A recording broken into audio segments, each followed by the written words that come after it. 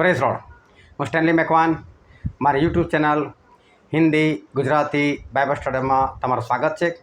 મારી ચેનલને તમે સબસ્ક્રાઈબ કરી રાખો અને મારી સાથે ઈશ્વરના જ્ઞાનમાં વધતા જાઓ.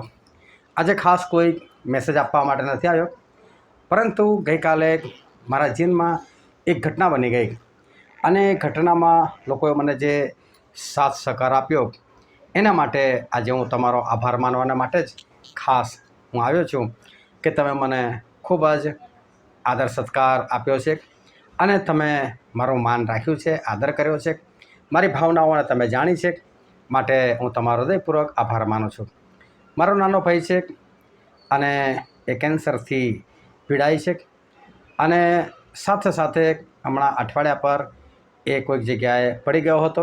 તેના કારણે હાથનું હાડકું એનું ભાંગી ગયું હતું. આજે સવારે એનું ઓપરેશન હતું અને હું બહાર હતો અને રાત્રે 12 વાગે અચાનક જ જાણ થઈ કે એ લોકોને લોહીની જરૂર છે અને બ્લડ બેંકવાળાએ એવું કીધું કે ઓ પોઝિટિવ એમને ચડાવવાનું છે, એટલે અમને પણ બદલામાં ઓ પોઝિટિવ જ આપો. આ જોવા જઈએ તો એક દુરાગ્રહ કહેવાય, હઠાગ્રહ કહેવાય. એ લોકોને ફક્ત લોહીથી મતલબ હોય છે કે આપણે બદલામાં એક લોહી આપી દે, પરંતુ એમણે આગ્રહ કર્યો કે ઓ પોઝિટિવ જ જોઈએ છે. મારી ઉંમર અત્યારે 57 વર્ષની થઈ છે, પરંતુ મને આજ સુધી મને એ નથી ખબર કે મારું બ્લડ ગ્રુપ કયું છે. મેં કદી બ્લડ ગ્રુપ જોયું જ નથી, તપાસ ચડાવ્યું જ નથી, મને કદી જરૂર જ નથી પડી, એટલે મને ખબર જ નથી કે મારું બ્લડ ગ્રુપ કયું છે. પરંતુ હું બહાર મારે સેવા માટે જવાનું હતું અને અચાનક રાત્રે 12 વાગ્યા પછી આવી બધી વાત થઈ. એટલે પછી મેં મારા ગુજરાતના જેટલા બી છે ગ્રુપની અંદર મેં બ્રોડકાસ્ટની અંદર એક મેસેજ મૂકી દીધો કે ભાઈ આવી રીતે લોહીની જરૂર છે અને જો કોઈ આપી શકતું હોય તો સારું છે. અને લગભગ બધાના રિસ્પોન્સ મને બહુ જ સારા મળ્યા અને બહુ લોકોએ મને મદદ કરવાની તૈયારી દેખાડી. અને એટલું જ નહીં, ખાલી વડોદરાની બહારથી પણ લોકોએ પૂરી તૈયારી દેખાડી. હવે આના માટે તો હું બધાનો આભાર માનું છું, પરંતુ હું જે કહેવા માગું છું કે હું એક એવો વ્યક્તિ છું કે જે બાઇબલ શીખવાડી રહ્યો છું અને બાઇબલની અંદર આપણને દારૂ પીવાની મનાઈ છે. આપણે દારૂ નથી પી શકતા અને દારૂ એક નશાકારક પદાર્થ છે, એને આપણે પી નહીં શકતા. અને જો દારૂ આપણે પી નથી શકતા તો શું આપણે જેમ ગ્લુકોઝનો બાટલો ચડાવે છે એવી રીતે શું આપણે દારૂનો બાટલો ડાયરેક્ટ નસમાં ચડાવી શકીએ? શું આપણે એવી રીતે કોઈને કહી શકીએ હું ક્યાં દારૂ પીઉં છું, મેં તો બોટલ ચડાવ્યો છે, એનો ડાયરેક્ટ નસમાં જાય છે, હું થોડો પીઉં છું? શું આપણે આવું કરી શકીએ? શું ઈશ્વર મંજૂર કરે? ના, ઈશ્વર આ બાબત કદી પણ મંજૂર કરી શકે એમ નથી. આવું ના થાય. દારૂ પીવાની મનાય છે તો દારૂનો બોટલ આપણે આપણા શરીરમાં ચડાવી પણ શકતા નથી. અને એમ જ લોહી માટે એક વાત લખેલી છે અને હું બાઇબલની અંદરથી તમને એક કલમ બતાવવા માગું છું. લેવીનું પુસ્તક તેનો 17મો અધ્યાય અને 10મી કલમથી લઈને તેની 12મી કલમ સુધી. અને ઇઝરાયેલના ઘરમાંનો અથવા તેઓ મધ્યે પ્રવેશ કરનાર પરદેશીઓમાંનો જે કોઈ માણસ હર કોઈ જાતનું રક્ત ખાય, તે રક્ત ખાનાર માણસની વિરુદ્ધ હું મારું મુખ રાખીશ ને તેના લોકો મધ્યથી તેને અલગ કરીશ, કેમ કે શરીરનો જીવ રક્તમાં છે અને વેદી પર બલિદાન થઈને તે તમારા આત્માને વાસ્તે પ્રાયશ્ચિત કરે. એ માટે મેં તમને તે આપ્યું છે, કેમ કે રક્તથી જ પ્રાયશ્ચિત થાય છે, કારણ કે તેમાં જીવ છે.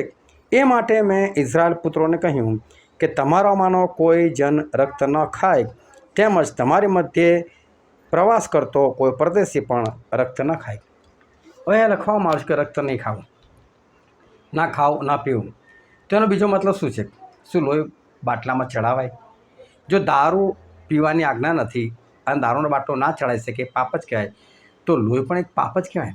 હવે એકચ્યુઅલી શું થયું, હું આ શિક્ષણ આપી ચૂકેલો છું, હું આવો વિડીયો બનાવી પણ ચૂકેલો છું, ઘણા બધાએ વિડીયો જોયો હશે, ઘણા બધા લોકોના પ્રશ્ન પણ થયો હશે કે સ્ટેનલીભાઈ લોહી માગ્યું, એમણે લોહી માટે આગ્રહ કર્યો, એમણે લોહી માટે વિનંતી કરી. થયું એવું કે મારો નાનો ભાઈ છે અને આ પરિસ્થિતિમાં એ પડ્યો અને ઓ પોઝિટિવ જ લોહીની જરૂર પડી અને લોકો બહુ ગભરાયેલા હતા કે સવારે 8 વાગ્યા પહેલાં કેવી રીતે મેનેજ કરીશું. અને એટલે મેં મેનેજ કરવાનો એ પ્રયત્ન કર્યો અને તમે બધાએ મને સાથ આપ્યો, વ્યવસ્થા થઈ ગઈ. પરંતુ બની શકે ઘણા બધાને પ્રશ્ન થયો હોય કે સ્ટેનલીભાઈ તો આવું શીખવાડે છે કે રક્ત ખાવું નહીં તો પછીનો બોટલ કેમ ચડાવો, તો પછી એમણે રક્ત માટે આગ્રહ કેમ કર્યો. બિલકુલ સાચી વાત છે. હું આ વાત સ્વીકારું છું કે વાત આવી જ છે. હું કદી પણ કોઈને લોહી ચડાવો એવું હું કદી પણ કોઈને પણ સલાહ આપતો નથી અને આપી શકવાનો પણ નથી. પરંતુ આ લોહી જે છે એની અંદર એ જીવ છે. હવે પ્રભુ શું આપણા માટે આ પૃથ્વી પર આવ્યા અને આપણા માટે પ્રભુ શું મૃત્યુ પામ્યા અને પ્રભુ શું મૃત્યુ પામીને આપણને જીવન આપ્યું. પરંતુ પ્રભુ શું મૃત્યુ કેવી રીતે થયું? એમનું લોહી વહેવડાવવાથી જ એમનું મૃત્યુ થયું.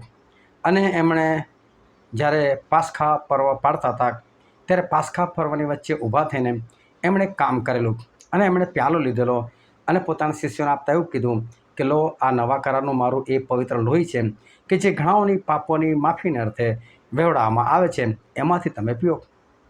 પ્રભુ છે પોતે પોતાનું લોહી બીજાને પીવા માટે આપ્યું. આ લોહી શું છે? આ લોહીની અંદર જીવન છે. પ્રભુનું લોહી પવિત્ર છે અને પ્રભુના લોહીથી આપણને પાપોની માફી મળે છે. અને પ્રભુએ એવું કીધું કે હું તમને મિત્ર કહું છું, હું તમને દાસ કહેતો નથી. અને બાઇબલની કલમ આપણે વાંચીએ, યુહાનની લખેલી સુવાર્તા તેનો 15મો અધ્યાય તેની 13મી કલમ. પોતાના મિત્રોને સારું જીવ આપો તે કરતાં મોટો પ્રેમ કોઈનો નથી.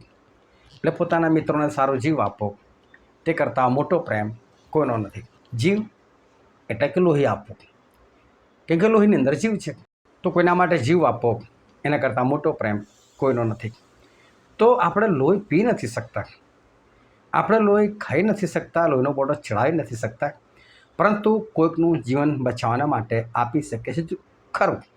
એ ભલે એનાથી પાપ થાય છે બીજાથી, એ એની બાબત છે. પરંતુ આપણે કોઈકના માટે આપણો જીવ, આપણું લોહી એ આપી શકીએ છીએ.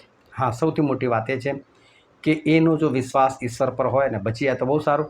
પરંતુ બધાનો કંઈ વિશ્વાસ એવો હોતો નથી કે ઈશ્વર મને બચાવે. એક બેન કે જેમને દવાખાનાની અંદર 1% લોહી રહી ગયેલું, 1%. આ બિલકુલ સત્ય હકીકત. એમને ગાંઠ હતી અને ડૉક્ટરે ચીરો મૂક્યો, કોઈક જગ્યાએ કંઈ ગરબડ થઈ ગઈ અને લોહી બંધ જ નહોતું થતું. રાત્રે 12 વાગે મને ફોન આવ્યો, મને કે જલ્દી આવો. એમના પતિ લોહી માટે આમ તેમ ફાંફા મારતા હતા, લોહી મળતું નહોતું. ડૉક્ટર પોતે દવાખાનું છોડીને ભાગી ગયેલા હતા. એમને ખબર થઈ ગયેલી કે મારાથી કંઈક ભૂલ થઈ ગયેલી છે. ત્યાં જે નર્સ હતી એમને કહીને ગયેલા, નાનું પ્રાઇવેટ દવાખાનું, કે મારાથી ભૂલ થઈ ગઈ છે અને આ બેન તો મરી જશે અને કે આ બેનને સૂવા ના દેશો. જો એકવાર એમની આંખો બંધ થઈ ગઈ, સીધા કોમામાં.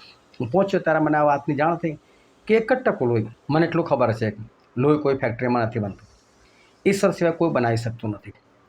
અને માટે જો આપણે ઈશ્વરને વિનંતી કરીએ, જે સર્વશક્તિમાન છે, એ આરામથી આ કામ કરી શકે છે, એમાં કોઈ શંકાને સ્થાન નહીં. પરંતુ વાત તો એ છે કે સામે પણ એ વિશ્વાસ હોવો જરૂરી છે. જેના માટે તમે પ્રાર્થના કરો છો એને પણ વિશ્વાસ હોવો જરૂરી છે. આ પરિવાર મને ઓળખતું હતું અને એમના માટે પ્રાર્થના કરી અને માનવામાં ના આવે એવી વાત કે હું પ્રાર્થના કરતો ગયો અને એ પ્રાર્થના દરમિયાન જ એ બેનનું લોહી માપ્યું નથી કેટલા ટકા થઈ ગયું, પણ મને એવું લાગે જે 14% હોવું જોઈએ ને પૂરેપૂરું થઈ ગયું. એ બેન તો ઊભા થઈ ગઈને અમારી સાથે હસીને વાતો કરવા લાગ્યા. ત્યાર પછી તો અમે બહારથી ચા મંગાવીને ચા પીધી, ઘણી બધી વાતો કરી.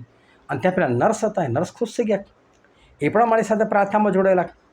અને પછી બીજા દિવસે ડૉક્ટર આવ્યા ત્યારે નર્સે કીધું કે આવું આ જગ્યા પર બન્યું. અને ડૉક્ટરે એમના સગાવાલાને બોલાવીને ચોખ્ખું કીધું, તમે રાત્રે જે પ્રાર્થના કરીને એનાથી કામ થયું છે. મારાથી તો કોઈ ભૂલ થઈ ગયેલી હતી, કબૂલ કર્યું. મારાથી લોહી બંધ નહોતું થતું એટલે હું તો જતો રહેલો હતો, પરંતુ તમારા ઈશ્વરે તમને બચાવ્યા છે. તો હું તો ચોક્કસપણે માનું છું આપણને લોહી ચડાવવાની કોઈ જરૂર નથી. પરંતુ પ્રભુ ઈસુએ એક આજ્ઞા આપેલી છે કે જો કોઈ તને જબરદસ્તી એક ગાંવ લઈ જાય, એટલે કે 1 માઇલ એટલે કે લગભગ 1.5 થી 2 કિલોમીટર, એ તમને કોઈ જબરદસ્તી લઈ જાય તો તમે તેની સાથે 2 ગાંવ જાઓ. એટલે પ્રભુ એવું કહેવા માગે છે, કોઈની માન્યતા અલગ છે, કોઈ વિશ્વાસ માટે દ્રઢ નથી અને એ જેમ ચાલે છે એમ તમને ચલાવવા માગે છે.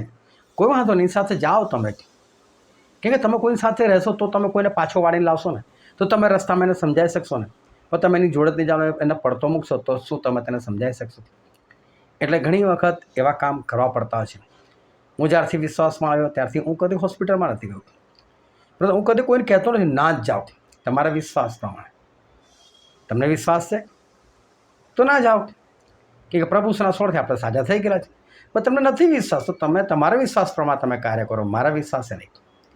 અને માટે આપણે એવું કરવું પડે છે. આ તમારી જાણ ખાતર તમને કહી દઉં કે ઈશ્વરનું વચન તો વચન જ છે, અને એ જ વચન સત્ય છે. અને એ જ વચન પર જો આપણે 100% વિશ્વાસ કરીને આપણે આગળ વધીએ તો આપણા માટે સૌથી બેસ્ટ છે. મારો શીખવાડવાનો ઈરાદો ચોક્કસ એવો જ છે કે લોકો એ વચન પ્રમાણે જ ચાલે, પરંતુ એની પર 100% વિશ્વાસ કરો અને ચાલવું નહીં ચાલવું એ લોકોનું કાર્ય છે. ઈશ્વર બધાને આશીર્વાદ આપે. આમેન.